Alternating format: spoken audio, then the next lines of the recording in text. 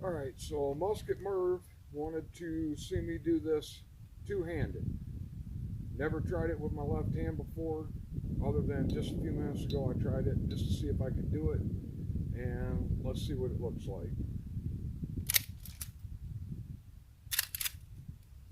So, looks like I can do it. Definitely not as smooth or as good with the left hand as I am with the right. Now let's see if I can do it with live ammo, and do not do this. I don't know why I continue to do it.